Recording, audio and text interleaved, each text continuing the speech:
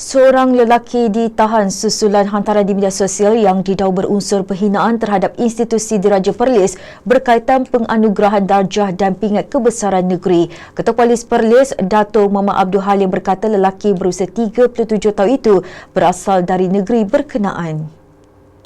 Jelasnya, polis telah menerima 6 laporan berhubung hantaran yang tular di media sosial memaparkan kenyataan berunsur menghina institusi Diraja Perlis.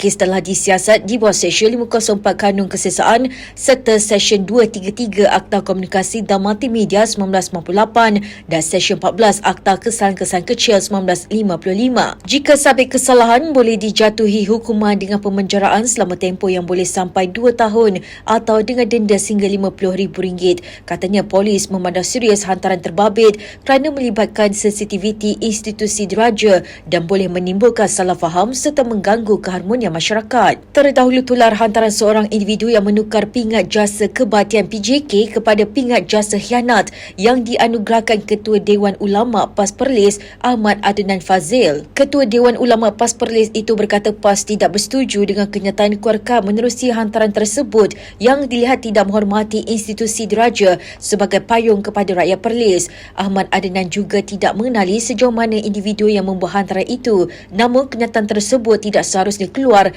daripada seseorang individu yang waras dan disifatkan cukup keterlaluan dan biadab.